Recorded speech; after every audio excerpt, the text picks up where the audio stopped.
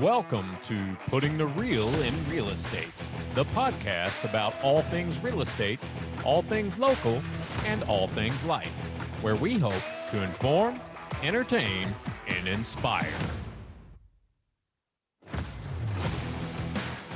Hello, everybody, and welcome into episode 16 of Putting the Real in Real Estate. I'm your host, Glenn Hockersmith, as always, and I just want to thank you for taking time to join us today. Today, we're going to be speaking with Bill Reiman. Bill is a builder and a real estate broker in the Naples, Florida, Marco Island, Florida area, and he specializes in custom-build luxury homes. So we're going to talk to him about his past, how he got started in the business, what's going on down there in the Florida market. And also we're going to learn some things from him about what you should look out for when you are looking to build or purchase a new home, a custom build home. And he's going to give us some advice on that. So I hope you enjoy it. And we're going to get right to the interview. All right, so today's guest is Bill Reiman. Bill grew up in the construction business and knows just about everything there is to know about building a home. He is not only vice president of award-winning RK Reiman Construction, but also president and associate broker of Reiman Properties, Inc., serving Marco Island, Florida. Bill is also the host of the Real Build podcast, where he teaches people what they need to look for before buying, building, or selling a home.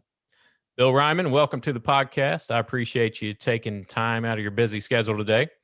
And so make me jealous real quick and tell me what the weather's like down there in South Florida where you are. Right now, yeah, first off, Glenn, thank you for having me. And as far as the weather right now, actually, it's probably in the 70s as we speak. I think the high is going to be the 80, low 80s today. So, yeah. Perfect. Beautiful weather as always. Yeah. Well, we're coming into March here, so we're starting to look up a little bit. I think yeah, we've been in the 60s for the past couple days, so it feels like a heat wave going on here. So cold dust is at night here. It's been in the 50s recently. Right. We just had a little cold snap, so that's cold to me. Yeah, I've got a sister in the Clearwater area. Oh, okay. And I see her posting, about how cold it is. It got into the 50s. I'm like, just. But yeah, she's still on the beach posting that too. Right. So we know about the weather. So let's tell me a little bit about what the market's like down there right now. I assume just like it is here and probably everywhere else around the country, super low inventory, bidding wars, home selling, in a day or less. What's going on down there in your neck of the woods? Yeah, it's just like you said, it's pretty much bidding wars. I mean, I'm working with a client now, a few of them. Some of them are kind of on a holding pattern because they're feeling, I got a lot of buyers that are kind of in tune with what's going on, and a lot of them are kind of feel we're at a peak right now. So a lot of them are in just holding patterns. If something pops up that screams at them, I'll go look at it for them, but it's just anything that pops up is flying off the shelves. It's sight unseen. I had a house 2 days ago that popped up. My guy texted me on Sunday at it was like 9 at night. He's like, hey, check into this property. I was like, it's gonna be gone. I mean, it's and there was one picture on the listing, by the way, too. It was just the front elevation of the house. So I was like, this one's kind of small, blah, blah, blah. I kind of gave him my spiel on it and how I felt for the money, but we didn't end up looking at it. And lo and behold, the next day it sold. So with one picture on the MLS, which is insane to me. So, and it was a cell phone picture. And not to talk bad about other agents, but I just can't. I don't care how quickly homes are selling. I can't bring myself to put that little effort into a listing. I got to bring it every time. You have to. I mean, even how long it's just you're representing yourself, obviously, and people that image is going to be inside those people's heads of how you went. I mean, even if it sells in a day, like I ended up selling a lot recently, an empty lot, and I sold it in less than a week, but I still did video marketing for it. I still, did my marketing video. I still did good pictures. I still did drone shots. Like, it's doing that extra stuff that matters, in my opinion, no matter how the market is. But you're always going to have lazy agents. I mean, there's, agents that are listening to this that put in work. There's lazy, then they know lazy agents too. I mean, it's just the nature of this business. Absolutely, and you and I both know this business is changing. It's getting Mm. more and more important for us to be able to show our value to our clients. And when you do stuff like that, it I don't think it helps you. That's for sure. No, Uh, no. so it surprises me that you are still out there working with buyers as a broker. And are you full owner or part owner of the brokerage? So yeah, the Ryman Properties. I'm full owner, obviously, and I'm still. So my story. I'm still working with another broker, so I'm still a broker associate. I haven't fully executed Ryan. So my main thing with Ryman Properties was I was like, all right, do I want to open my own brokerage? Do I want to have agents under me?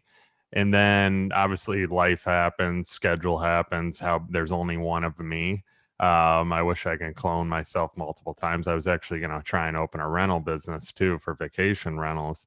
And I had to pump the brakes on that because my main focus has always been the construction side of thing. That's my passion. I love construction. I love building houses. I love seeing these homes from the ground up take shape.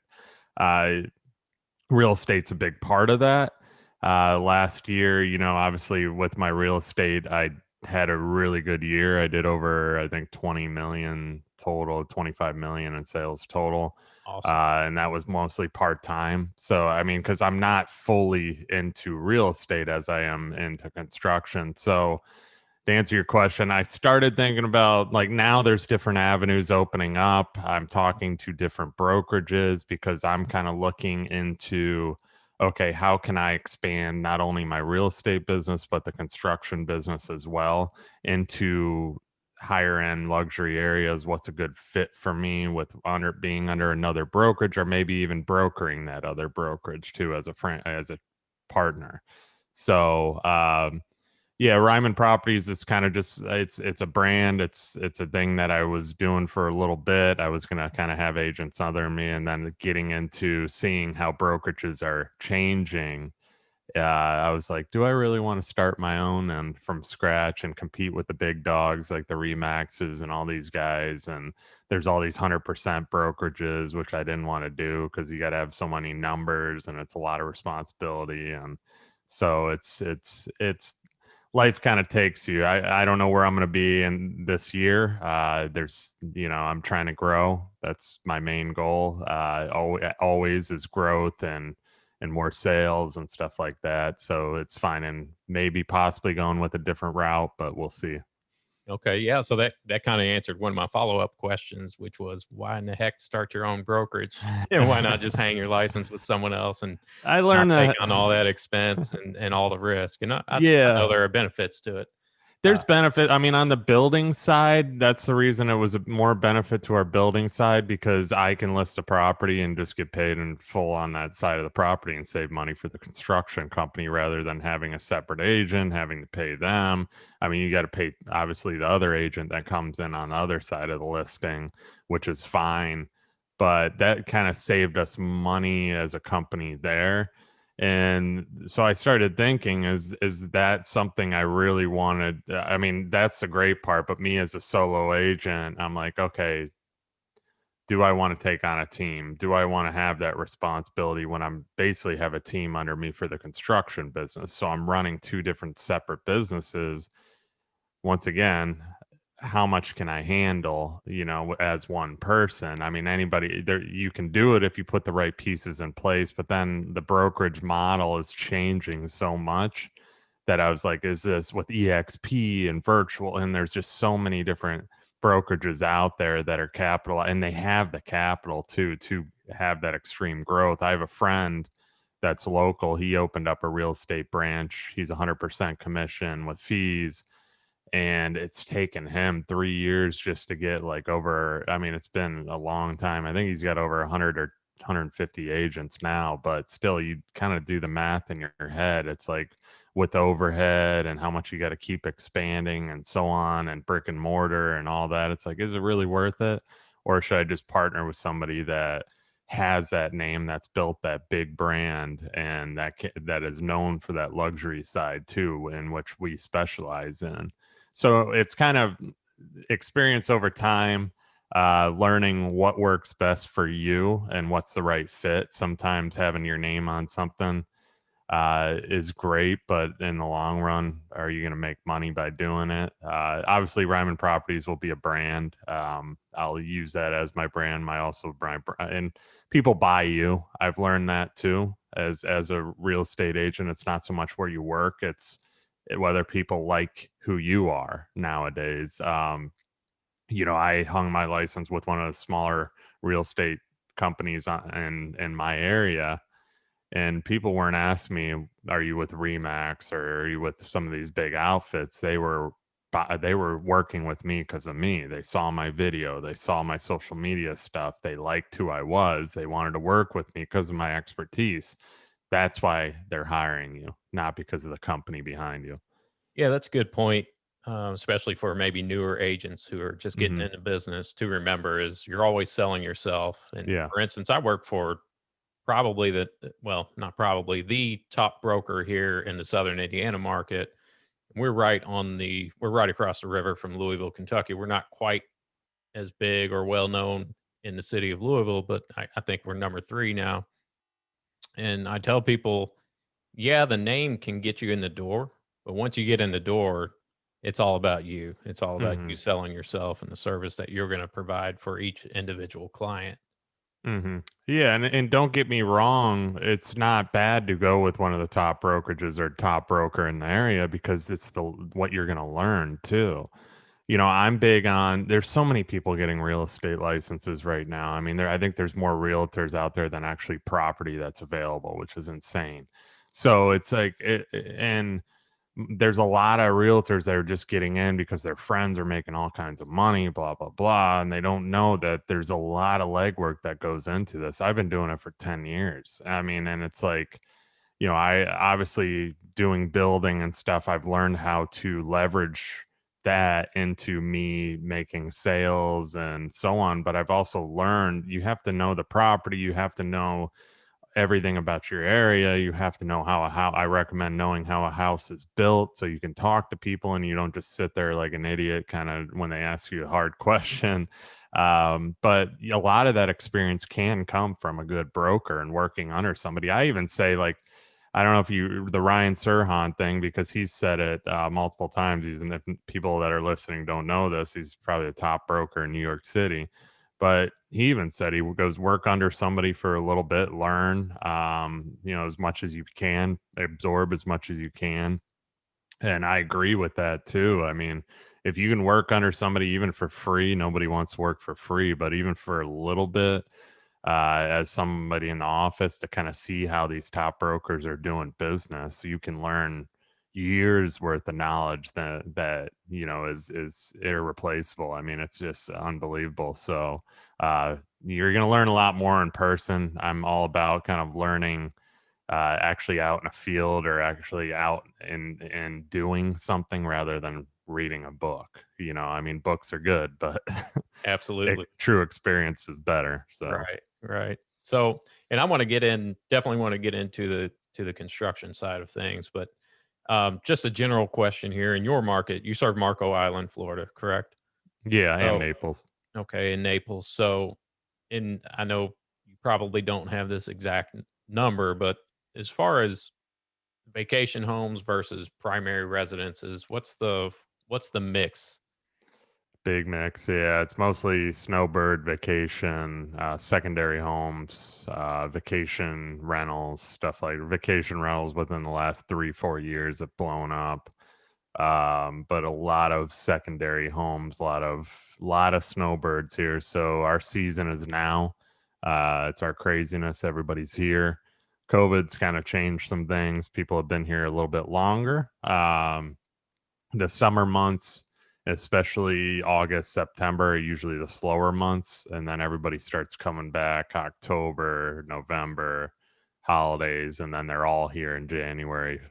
Uh, they all used to start seeing the trucks pulling the cars down and so Right. on. So very seasonal here. So tell me a little bit about how you got into the construction business. You kind of grew up in it, correct? Yeah, yeah. So I grew up in it since I was a little kid. My dad was always in construction, so one of my biggest role models, obviously, my dad. I got to shout out my mom too. She was a good. She listens to these. So, but growing up, my dad was always working. He worked when I was a little kid. He was in the concrete business, and then he started his own concrete business from nothing, and kind of worked his way into custom homes and so on in Illinois, and then we came down to Florida, kind of summing up the story fast. But as a kid, I always worked. He had us, like, whether we were sweeping his shop, doing little odds and ends around job sites, or cleaning job sites, or digging ditches for drainage, small, just all kinds of different things too. But I learned the business. I learned to respect it. I always say it's a love-hate thing with construction because I hated it back then. I love it now.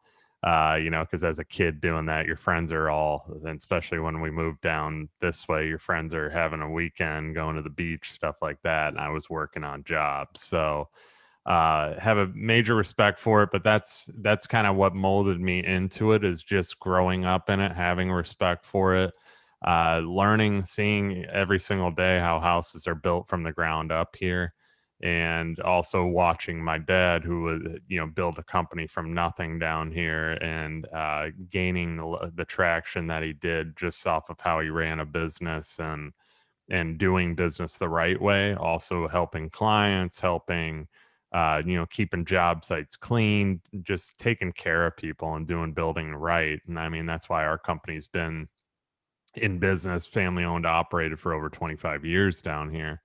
And me and my brother are running everything, along with my sister joined us. So she's doing our billing and everything. And we're tight niche team. Have some other employees with us too, but it's been good. We're keeping that reputation. We're in the higher end market now, and you have to keep the attention to detail all the time.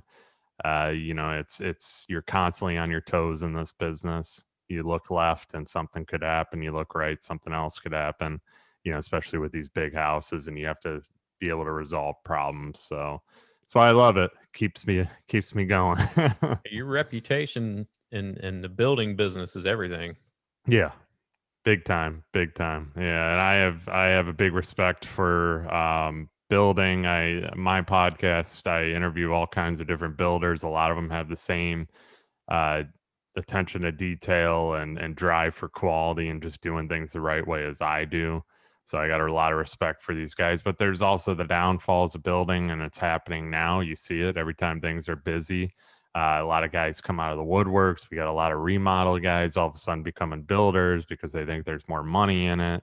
But it's a hard process down here. It's not easy. And if you don't have that on job experience, I mean, there's guys that went to school, got their license just by the books, or they went to college for it, stuff like that. But it's a different world without true outfield experience, like being out in the trenches and seeing jobs, how a job runs and so on. So that's the downfall of, like, times like now. There's a ton of guys out there, they're offering lower prices, and I always just tell people, you got to be careful. Sure. So in speaking of that, so for the benefit of anybody listening who's thinking of either having a custom home built or buying a new construction spec home, whatever it may be, what what's the best piece of advice that you could give to that person going into the process? My biggest piece of advice would be, do your research. as much as possible. A lot of the areas you're going to look in, you can find out a lot about certain builders. I'd ask for references too. People ask me for references. They ask me for a couple of them. I give them 10. That's just how I am. They say, hey, can I get a couple references off you? I send them 10 people, 10 different phone numbers they can call. Each one of those references will rave about us. I can send them 20 if I wanted to. So and another thing is, it's not all about a number. Price is a heavy thing that people look at when they're shopping builders, and you have to get past that price mindset. And I hate to say this because we're all kind of programmed for that. We want the best price, and I don't blame people, but the best price isn't always going to be the best way to go, especially in new construction, especially in custom home building. Now, if you're doing a track home, production home, those are all built the same. There's not much difference in anything. Okay, you want to find the best price there. But if you're building a custom home, and I deal with people trying to build a 2 million, I'm dealing with a guy right now that's trying to build a 2 million, 2.5, it came in around 2.5 million. And he wants to be at like 2 million, and I'm telling him, all right, we got to shrink the house. Well, what if we take out this and this, or can you lower your percentage? This is a big house. You should be able to lower what you're putting in your pocket, this and that. Well, why would my response to him was this: why would I lower it for you? I have two other 6,000 plus square foot houses I'm building right now, and they're willing to pay me every penny because they know our quality, they know who we are, they know the finished product that they're going to get. So why should I treat you any different? It's just things like, and you got to get these people past that. And some people, they won't. Some people are just number driven. They go through the experience. I have a guy, and I cringe every time I see the other builder sign in front of his front yard, but the builder, he would not get past the price with us. And he went with this other specific builder that is known for doing a lower price, but his quality is god awful. Had a lot of lawsuits against him, a lot of different issues with other customer leak issues in the houses and all that. But I warn them. I don't bash other builders. I just say do your research. Yeah, it's the old adage, you get what you pay for, or at least Yeah. you hope you get what you pay for. Yeah, I mean, and you can, and you also want to be smart about it too, because like I try and spell out as much detail as possible for people because it is a big investment. And I can be a high price guy. I always tell them I'm not the highest price, I'm not the lowest price, but we're good, we're kind of in that middle. We're gonna give you a good finished product, just like the high price guy, but we're not building out of gold. I mean, but you have to kind of explain things too, set the expectation up front of what they're getting, how your process goes, make them feel comfortable, because unfortunately, I mean, down here it's a lot of second home owners, and maybe they were screwed some way on their first home up north, or it's just, you don't know, and they're hesitant, and they got a bad taste in their mouth for builders. And it's no different than the real estate industry too. I mean, there's a lot of bad realtors out there, just like there's a lot of bad builders, and the reputation, it gets at one person can ruin the whole entire All it reputation of takes. everybody else. So So, and you're primarily a custom home builder, correct? Do yeah. you do any spec homes or track homes? We do spec, yeah. So we'll spec here and there. Right now, we're not. We're just doing custom. It's just a lot of it's market. By the time we finish our homes, they're over a year in the process. We probably could do one now and sell it at slab or something, but then that customer, it's just, you got to put the money out there, and it's always a risk. You just don't know. Right now, with the way things are, we're just kind of sticking with customs. We have enough work, plenty of people wanting to build right now, so our main focus is on people. But we do spec homes, not so much any kind of track home stuff. No, just custom. So, as far as if someone's trying to make that determination right now, can you talk about some of the pros and cons between building a custom home and a spec home? I think some of them are obvious. Cost is one thing, uh, Hmm. and I guess it just depends on what the motivation is of the consumer. Yeah, I mean, So spec means we're specing to build for somebody to rebuy versus custom. It's customized for a specific person, just to clarify that for your listener. And custom, I mean, we're doing customs because we're customizing the home for that specific person. Spec is more if we decide to do something maybe with an investor, or if we decide to do something ourselves out of our own company pocket and sell it for a profit too. So on spec, it's you got to build it. Obviously, you're building at your cost, and then you got to try and make some kind of profit on it. It just depends how the market is. So if right now I finish a spec, I'd probably make a ton of profit because there's such a demand. Versus other times, it's you just don't know, and where the caliber house you do and so on. A lot of investors, I mean, they'll spec stuff, they'll do it as cheap as possible. That's why I don't really like resale construction. I wouldn't recommend it on the higher end of stuff, like the luxury end, because if you usually know there's an investor involved, it may look pretty, but there was a lot of corners cut because they're trying to maximize as much profit as possible. Versus doing a custom home, you kind of know up front what you're getting. You can make those choices. You can make the selections that are quality, and we kind of guide you along the way with that too. We don't cut corners. We won't do anything under. I've had people call me. It's probably every week now, asking, "Hey, can you build for this budget?" Or, "Hey, can we maybe just kind of do this and I'll finish that?" We won't do that. We're turnkey. We want it done right, especially if we're going to put our name on it and warranty it. So I've turned a lot of people down in that aspect too. I've also had investors approach us. They never go with us because they don't like our price, and they go with the cheaper guy that offers a lower percentage, and then they build with that guy and the house falls apart. So So, and speaking of cost, I was listening to one of your episodes of your podcast, and you were talking about the difference between being a cost plus builder and a fixed cost builder. mhm. So, can you explain that a little bit and why that might matter to the client? It yeah, so there's a different we just mostly started taking on just cost plus clients as of recent, probably the last year, just because we are so custom. It actually benefits the client. So the downfall, so everybody's argument with cost plus is it's an open checkbook, and the builder's just going to want to run everything up because they make more profit. You have to have a trust for that builder. I always say this off the bat. If you don't trust that builder, then cost plus isn't going to work because you're going to be on your toes thinking the builder's out to screw you.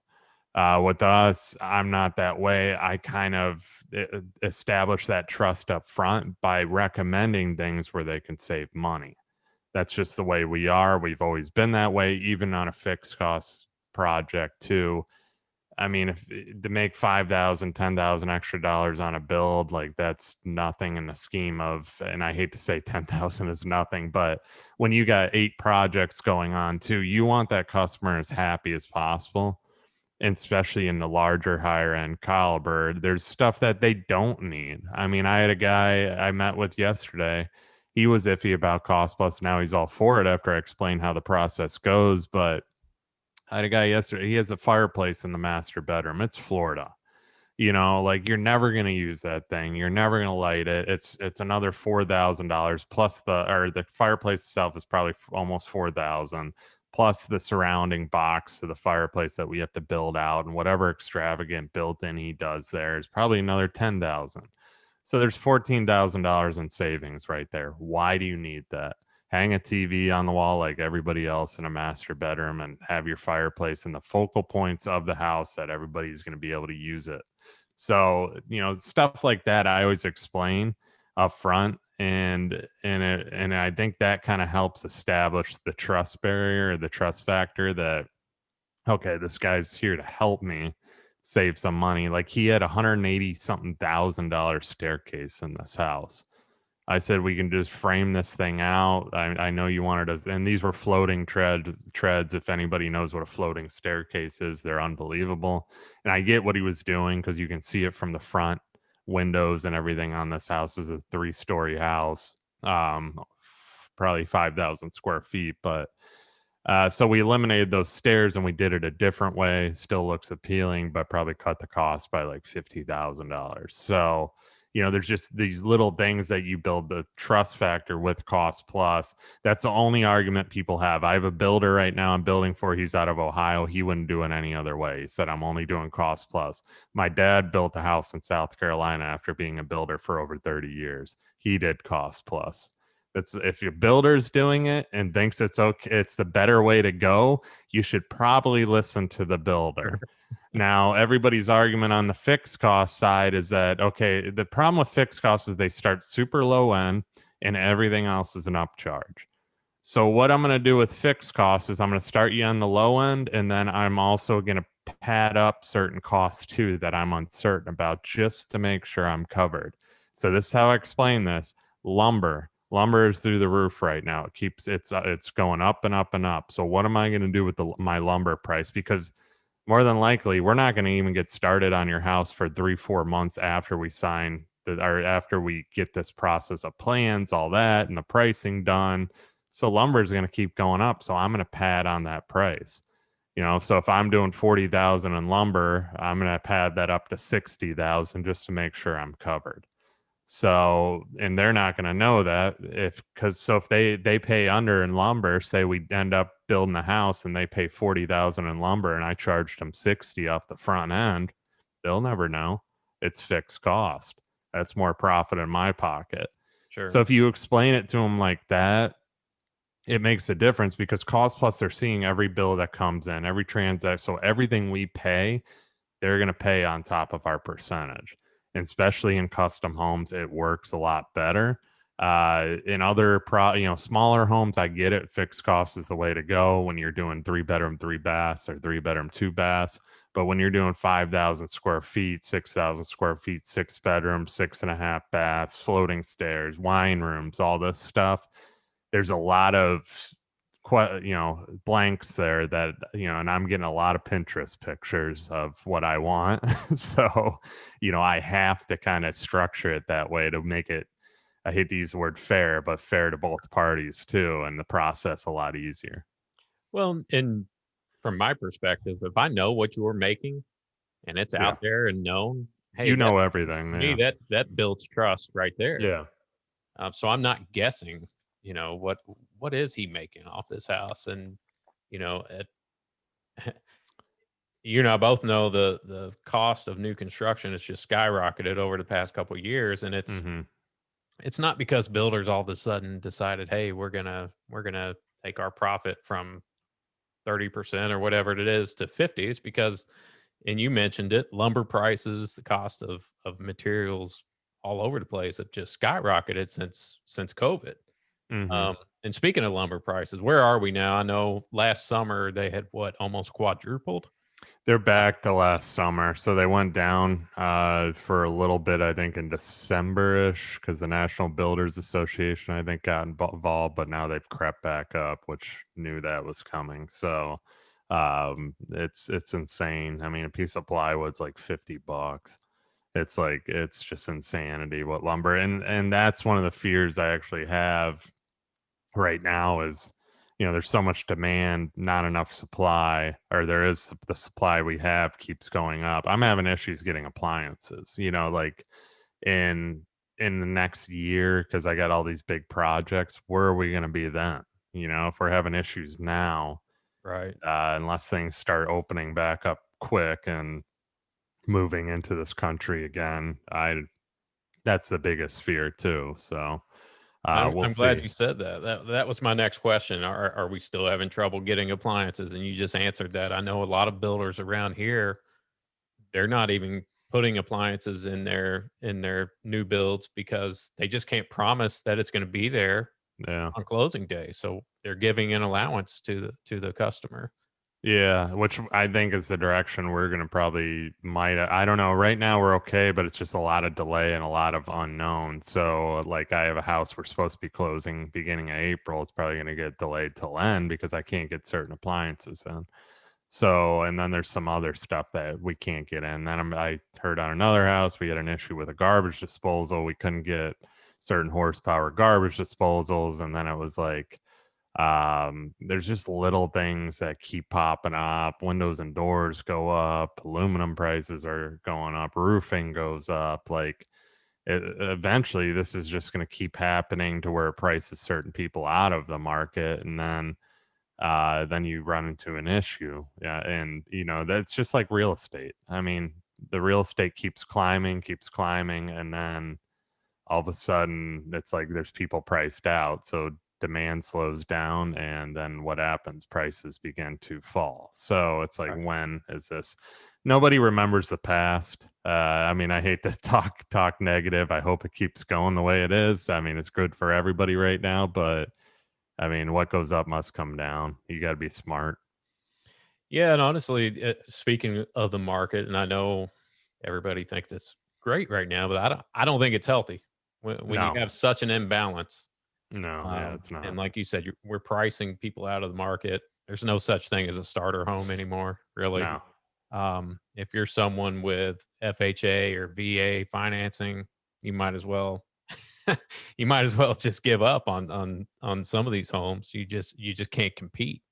Well, yeah, that's the red flag I tell people to watch out for too. Is there's builders in my market that are selling homes at a certain square foot price, and I do not know how they're doing it. It is almost impossible to make any kind of profit. They got to be losing money, and they're still selling at these. So what I tell people, once again, back to the price factor, the lowest guy isn't always the best guy. Do your research, go interview some guys, see where that average price per square foot comes in at. And then if that low guy keeps standing out to you and you go to him, guess what? You're probably going to end up getting screwed some way, somehow. Because what's going to happen, what that guy's doing, and I've seen it repetitively over the years, especially when times get busy like this, these guys take on so much work, 30 contracts, 40 contracts all at once. Job sites start sitting because what are they doing? They're taking from the back end that deposit that you're making when you sign that contract to finish something in the front end, because they got so much money out in trucks and guys and workers, and they got ahead of themselves. They moved too fast. They got greedy. So basically, what they're doing is they're robbing Peter, paying Paul to keep. So the guy on the back end usually gets burnt. The people that get their houses finished usually get burnt too, because their warranty issues happen and they can't get to the warranty issues because they're too busy with the other crap going on. So be very, very careful. And I preach this to people all the time. Some listen, but most don't, unfortunately, because numbers always talk. So, Exactly. It always comes down to that number. mhm, And when you're selling at a lower cost like that, you got to cut corners somewhere. You mhm. know? Oh, yeah, there's a lot of corners getting cut, big time. So what are some of the newer, more popular trends you're seeing in the luxury home market right now? Um, what are some of the must-haves, and what are some of the things that used to be must-haves that have kind of fallen out of favor, if anything comes to mind? Trend wise, you're seeing a lot of clean lines, a lot of cleaner design. It's going a little more towards modern, but not super modern. There's still, some colors popping, and this is in my area mainly, but I'm sure it's pretty much everywhere. The coastal home kind of look, shiplap everywhere is kind of on the way out. Now it's more towards a cleaner, modern, sleeker design. A lot of ceiling details, less mold, the crown molding everywhere. You have your woods that kind of pop and lighter colors, a ton of light colors, not so much dark on the walls. No, the beige is kind of out unless it's a super light hint of beige. Grays are kind of on the way out, which I never was in for the gray walls, because gray is gloomy. So in my opinion, that I knew that trend was gonna be out real quick. So now people are doing more lighter colors, kind of like what's on my wall here. This is a hint of beige, looks white right now in your video, but um, you know, doors, hardware, single panel doors, still shaker cabinetry here and there, some modern cabinetry, floating cabinetry, toe kick lights. Um, Wine rooms are more modern looking. We did some walnut cabinetry on our model home recently. It's a lot of different detail, like a lot of LED strip lighting and coves and ceilings and to illuminate everything. A lot of smart home technologies coming into the picture now where people are spending, 130, 140,000 just on smart home capability, and especially where we're at, just because they can control the house from everywhere, see everything. They want that when they're not there. And Big pools. Pools are, focal points in the pools, waterfalls, all kinds of different fun things and pools. And yeah, there's outdoor living's huge here, especially this time of year when it's nice out. People like to kind of open the house up and drop screens. So we do automatic roll down screens and hurricane shutters, obviously, impact glass, all that kind of stuff. So there's a lot of different trends. Not so much the trend on the way out. There was always Mediterranean kind of Tuscan style homes here. Those are on the way out. The big heavy arches, dark interiors, columns everywhere, division within the rooms. People want more openness, great rooms where everything's kind of one giant open room. Big master bedrooms, the bathrooms. They want more like a spa kind of luxury feel. Walk-in closets, tons of storage here because we don't have basements. So there's a lot of different things that people are doing. Has anything changed in your opinion since COVID? And I ask, and it may be different for you just because you're more of a luxury custom builder, and I would assume your clients are building bigger homes, have always been, and probably will continue to be. But I know one of the trends in the real estate market is the millennials. They're not building the big McMansions anymore. They want something smaller. They're more into experiences. They want to spend more time outside of the home. And I feel like since COVID, people have started looking for that bigger, more sprawling home again, more outdoor space, like you said. Mhm. So it's kind of maybe clashing trends here. Do you see any of that in your business? Yeah, I mean, obviously, Florida has been one of the most open states out of everything, but we're getting a ton of different people from all over because they want that freedom of being able to live a normal life, I guess.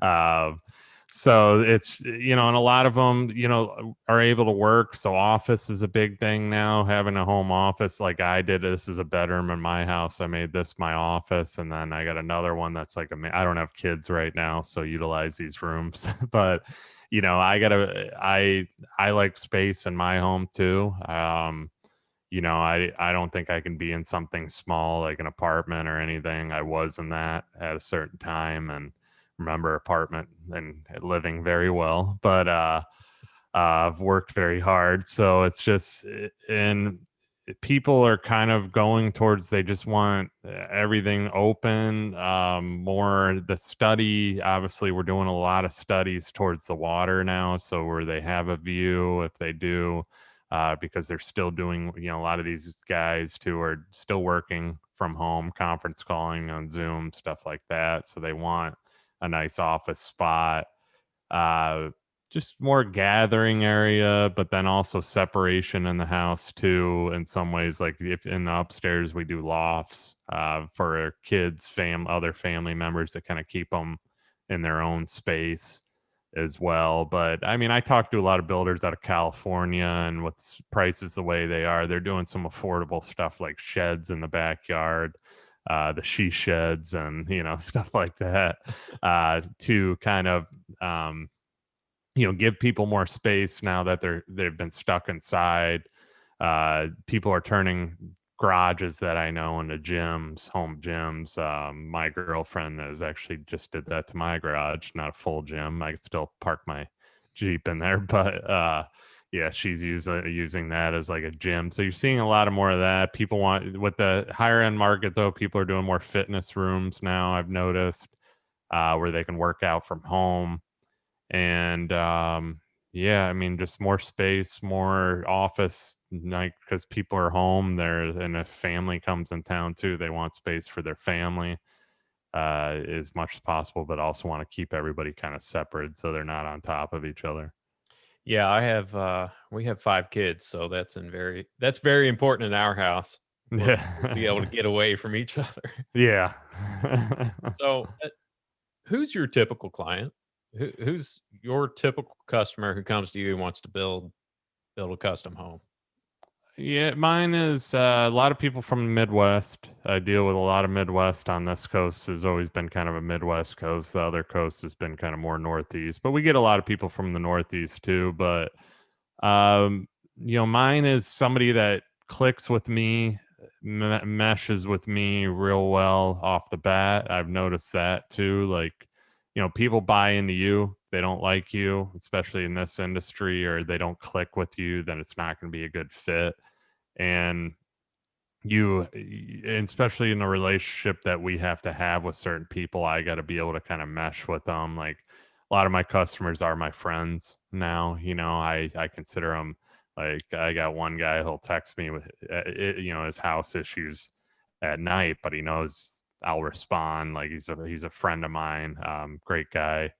He just wants certain things done. I get it done for him. He knows that. So, and he's a business guy too, and he respects how we operate and so on. So I make a lot of good friendships. I got another customer we built for that wants to do my filming, and he's retired and he's got cameras and he's got a drone and wants to drone some houses for us. And so, you kind of make those friendships. I do a home watch thing too, with a lot of these people to maintain the relationship. But yeah, my typical customer is, man, it's all over the board. It's just, I guess, yeah, somebody looking for a second home that wants good quality construction. They know our reputation. I kind of over the years have learned how to kind of pick people out of the crowd too that I know I'll work well with, that aren't just looking at numbers and aren't going to be, just constantly complaining about pricing and all that kind of stuff, where they're going to put that trust in us that we're going to do a good job, but also kind of guide them along the way as far as not going extreme out of budget. I have the people in place for that. So, yeah, I guess that kind of answers the question. Yeah, and once again, it goes back to fit. And the older you get, the more experience you get, the more you learn who Hmm. you like to work with, who you don't, and who's going to be a good fit and who's not. So, Yeah.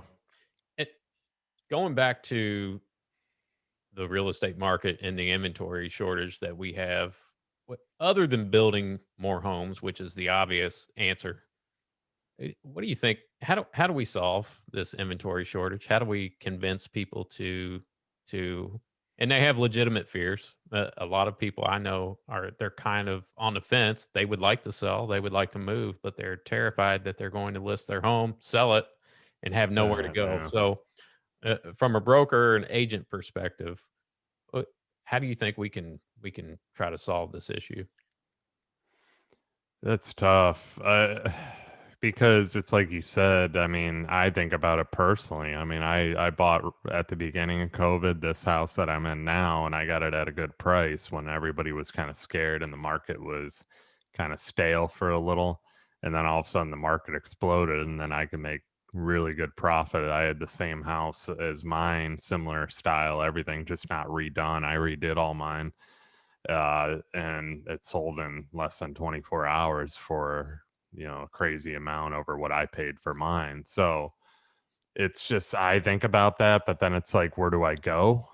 So I'm one of those people too that's like hesitant because you want to sell, but then there's not really much rental market out there for year long rentals because everybody's doing seasonal. So it's like that fear. So how it resolves is, I mean, the market kind of resolves it itself, unfortunately, to where, demand's so high, but then you kind of get buyers out of the market because the prices keep going up. And then eventually that turns into the market having to come down some way, somehow. So, I mean, the only way is to kind of, you can't really you price stuff right, it sells. You price stuff a little over, it sells.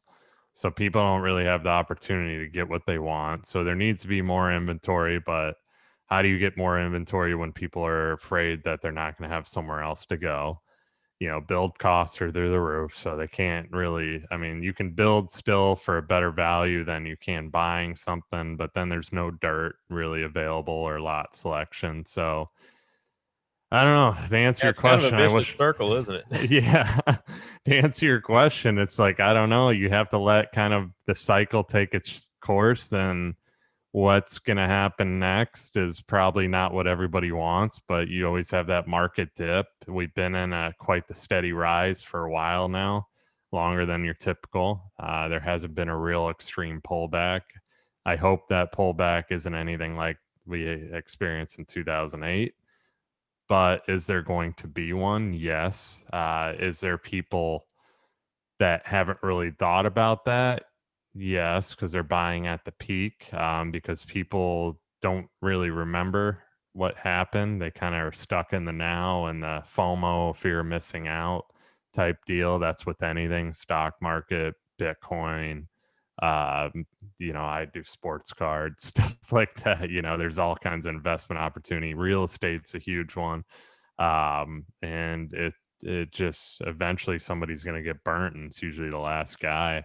And then it comes back down and markets open up, people can sell, but they're not going to get as much for their house. So it's just the nature of the beast. I hate to say, Sure. I don't have an answer. I don't know. Well, and it's, some people don't have a choice but to buy right now. Yeah.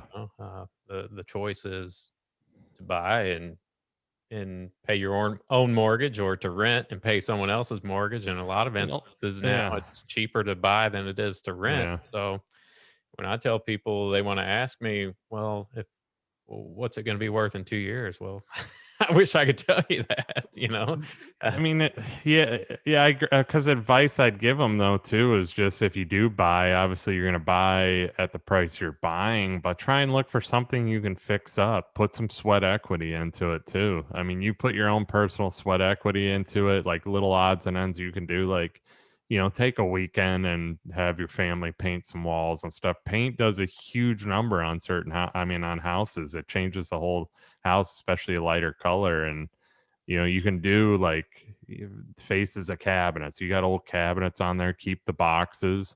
That's a lot of the money right there, and just swap out the faces with a similar color, and just do something a little more modern. Change the hardware on the cabinets, get new appliances, 0% financing. Like there's a lot of sweat equity you can put into a house right now that eventually, if the market tanks or goes down, the value is going to come back eventually. Now you're just paying at a lower rate. The rates are still low. I know they ticked up a little, but it's still at 3.2% or it's something. Like, come ridiculously on. low. I think I pay like 3.2 on my house. I never refinanced when it was in the twos, but it's just, yeah, I mean, rates are so low still. Still an opportunity, but not a lot of inventory.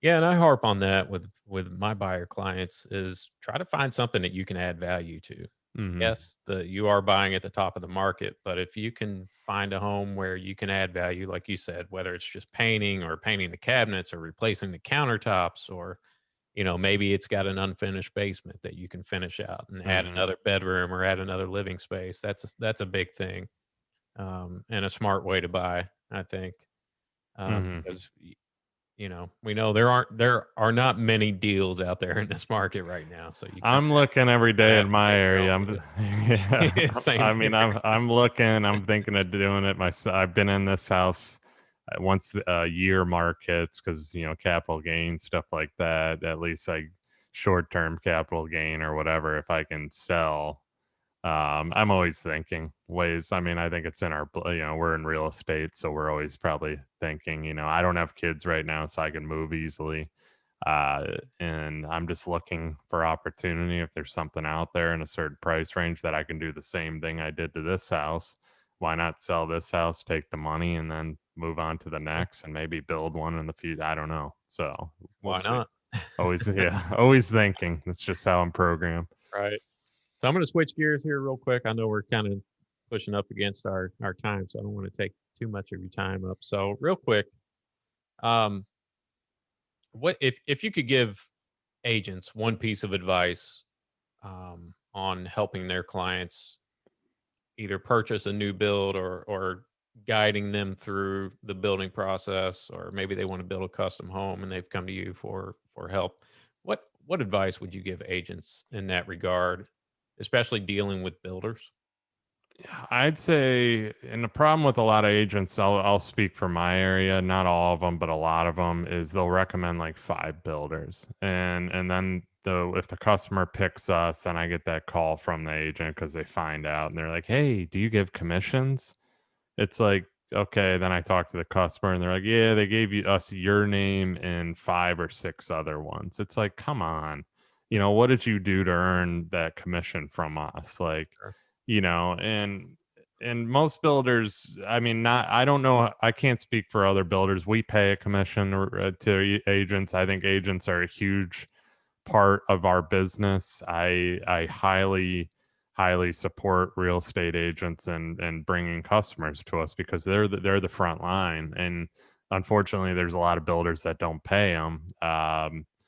And hey, that's better for us because we do pay. So the way I like to see it, the proper way, is a discussion. So the agent calls me, tells me, "Hey, I got a client that I recommend I referred to you. They're this, and this. Can I register them?" They register that client. If I need the agent in any kind of meeting, they're present at the meeting. Usually I don't because and there is agents that want to come for at least the first initial one.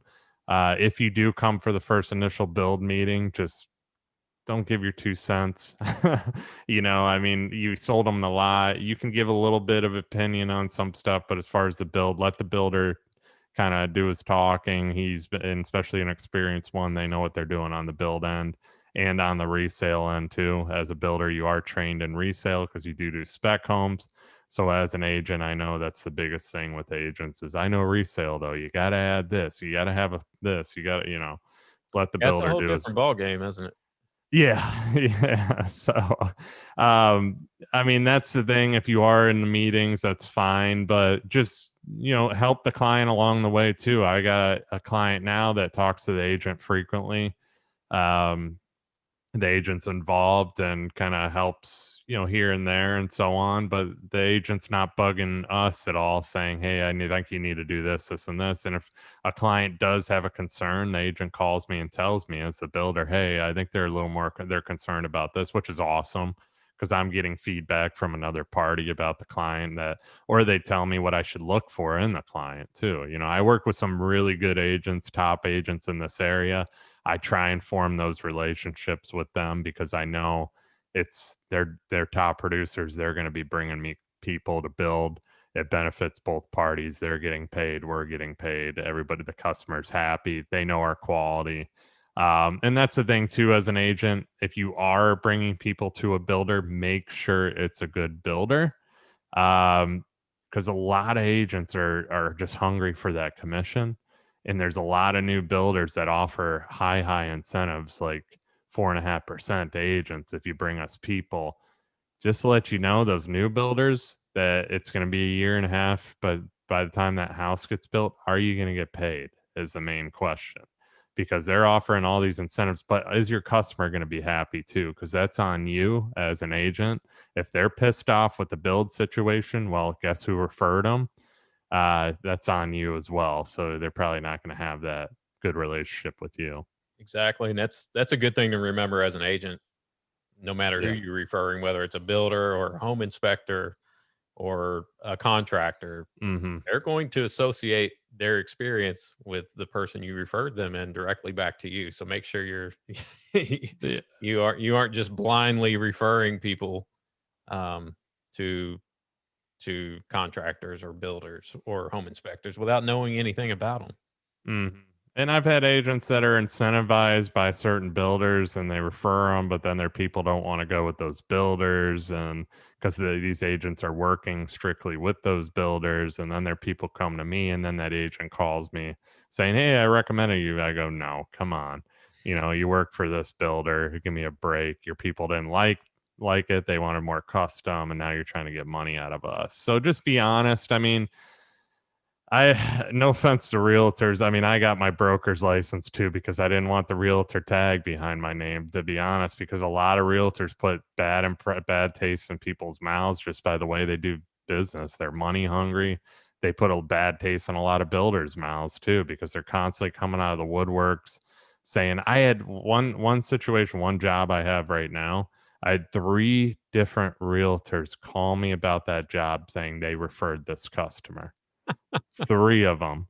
And I asked my customer and I go, "How many realtors did you work with?" And he goes, I was talking to a few at first, and then this one, I got the lot out of this one and blah, blah, blah." So I was like, geez. So every one of them, I had to tell them, I'm like, "You had nothing to do with that bill, like nothing. They came to us, blah blah blah." But it's just fun. That just shows like the impression that they have on, I referred you, I referred you. It's just the 3 different ones. Like, come on, yeah.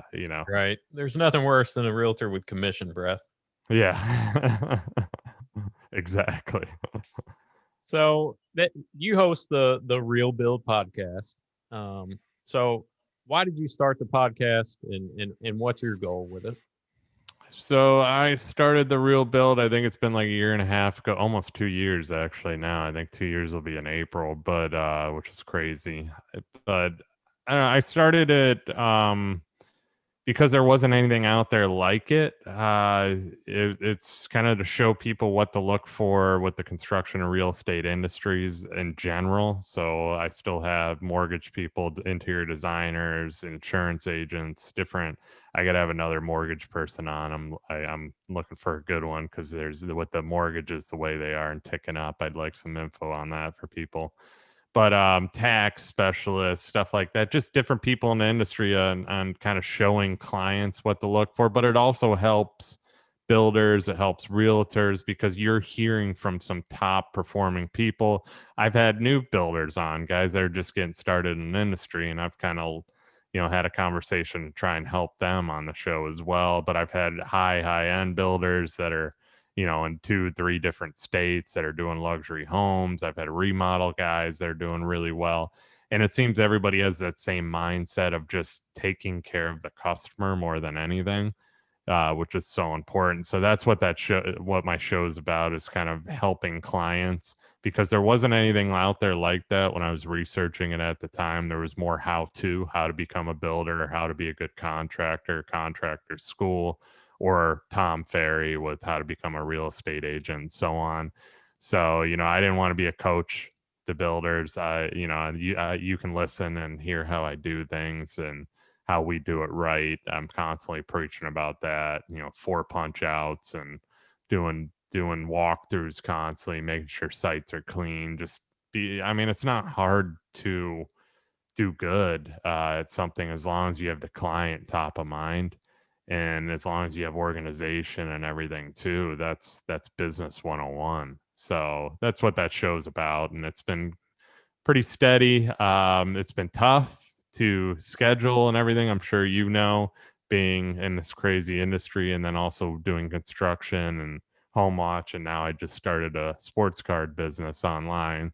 So I just opened my LLC for that. So I get over my head sometimes, but yeah, I'm been getting it done. So Yeah, you've got a lot of irons in the fire, and it's I was going to ask you about that. So the sports card uh, collecting and investing, and now it sounds like a business. Is that something that started when you were a kid and just kind of carried over into adulthood, or is that something you've just kind of recently it um, was got into?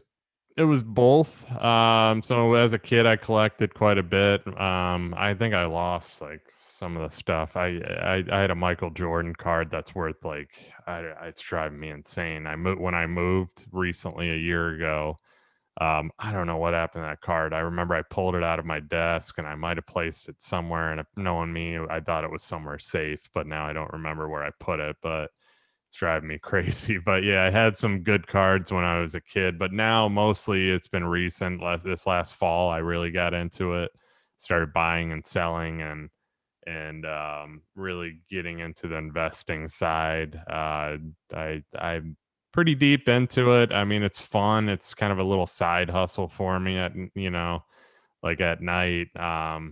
It's if I'm not spending time with my girlfriend and she goes to bed, I don't like to go to bed early. I'm kind of I function differently, I guess. I get about on average 6.5 hours of sleep, for anybody that wants to know, but that's good for me. And then Starbucks is a good friend of mine too, but it's I kind of spend time sorting cards, kind of going through pricing, stuff like that. It's a good investment opportunity. A lot of people are starting to get into it as an alternative because you have a physical asset.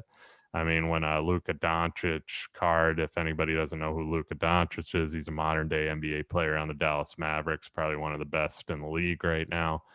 It just sold for $4.1 million. It's insane. And then a LeBron James cards, his rookie cards are selling for on average 100 and something thousand. And you got Michael Jordan's rookie Incredible. Fleer rookie selling for 350,000. Tom Brady. So there's just it's a lot of opportunity in it if you know what you're doing. I love sports, so nothing better than investing in sports. So I enjoy it more than the stock market. So, speaking of sports, you played college football, is that Yeah. correct? Hmm. So, where did you play? I played 1 year at Sacred Heart University. It was a 1 AA in Fairfield, Connecticut. Too cold, and then I transferred to Florida International University, which was a Division One program. And then after that, I ended up getting hurt, and that's when I wrapped up my college career and my NFL dreams. So Gotcha. So, are you more of a professional sports guy or a college sports guy? Uh, so I ended up graduating from University of South Florida. Their football team has not been really good. I was a Gator fan growing up, but when you go to college for USF, it's kind of turned me into more of a USF. They're never really good. So I'm more professional to answer your question. I love pro football. I know it more. I follow it more. I was just on a friend's podcast. He's more college football related as far as his podcast, which is fine. I still watch college football, just not as heavy into it as I am NFL. I'm a big Bears fan. So hoping the Bears do something with their quarterback situation coming up here. So, Yeah, I'm a big University of Louisville fan, and okay. speaking of South Florida, you all gave us some pretty disappointing losses Yeah. there for a little while in football. So I've got one more question for you. It's kind of a curveball, um, Yeah. and I think I may already know the answer to this just from talking to you here today. So, if you had to make a choice and give up your brokerage, the real estate side, or give up the construction business, which one would you choose? Yeah, you already know the answer. It'd be the real estate side, hands down. Just the construction background that I have, I just love doing it. Passionate about it.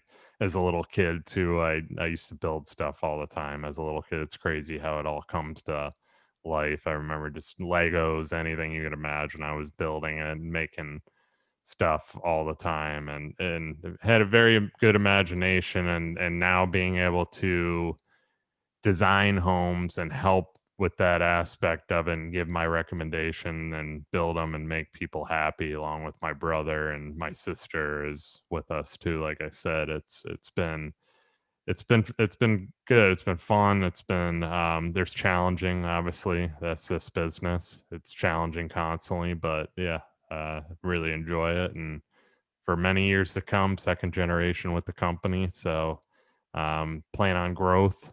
That's the biggest thing. I want to grow it. So yeah, to answer your question, definitely the construction side of things.